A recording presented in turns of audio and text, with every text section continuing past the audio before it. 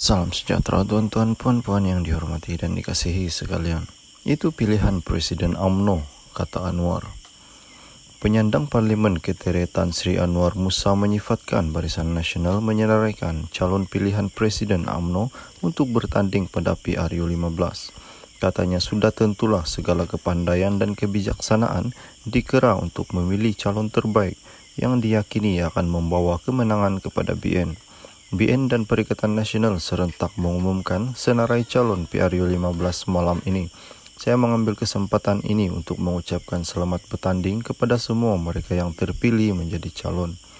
Terdahulu, 4 Menteri Kabinet BN di bawah pentadbiran Perdana Menteri Datuk Seri Ismail Sabri Yaakob digugurkan sebagai calon PRU 15. Mereka adalah Menteri Wilayah Persekutuan Datuk Seri Dr. Syahidan Kasim, Menteri Komunikasi dan Multimedia Tan Sri Anwar Musa Ketere, Menteri Sains Teknologi dan Inovasi Datuk Seri Dr. Adnan Baba dan Menteri Perpaduan Negara Datuk Halimah Muhammad Sadiq Kota Tinggi.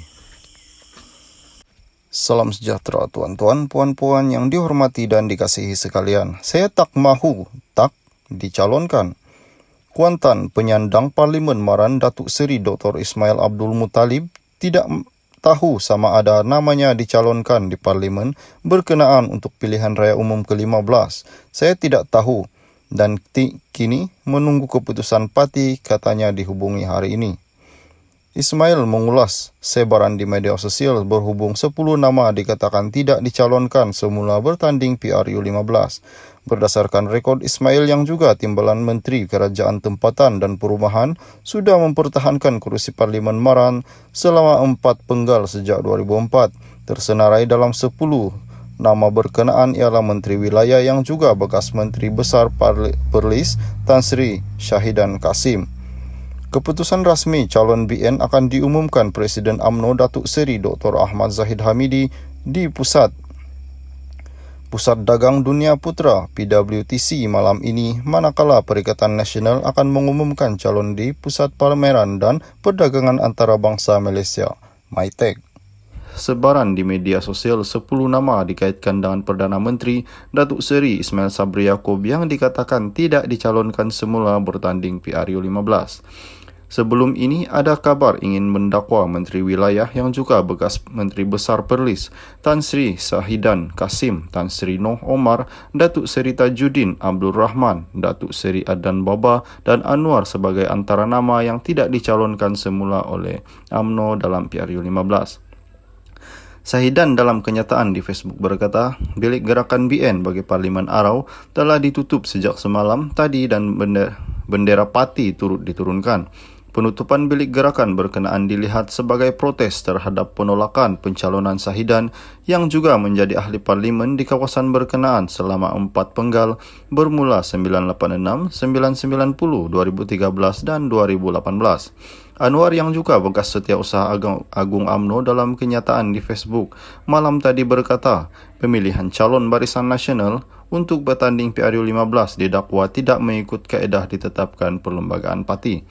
Beliau yang juga Ketua UMNO bahagian Ketere berkata, dakwaan yang berlegar membabitkan spekulasi calon BN biarpun parti lawan sudah mengumumkan senarai calon mereka yang dikatakan syarat dengan personality big and heavyweight. Bakal calon BN sudah didakwa menandatangani dokumen dan janji tertentu sejak 2 hari lalu. Justru kabar angin mula tersebar. Walaupun Parlimen menghuraikan dengan jelas skop dan kaedah pemilihan calon, nampaknya sekali lagi ia tidak diendahkan, katanya. Penyandang pengurusi Parlimen Ketere itu mendakwa biarpun top 5 diberi kuasa berunding bagi pihak Majlis Kerja Tertinggi, senarai calon ditapis lagi oleh pihak tinggi. Malah beliau berkata, kedengaran banyak kabar angin mendakwa ramai winners yang boleh menang dipancung atau tidak disenaraikan, terutama yang rapat dengan Perdana Menteri, walaupun dijanjikan bahawa calon pilihan dipilih adalah kategori wali, iaitu winnable, boleh menang, acceptable serta likeable. Tetapi itu rumus. Apapun, kita berilah ruang secukupnya kepada pucuk kepimpinan untuk berunding dan memilih. Menjadi calon tidak boleh meminta-minta, tak perlulah melobi-lobi.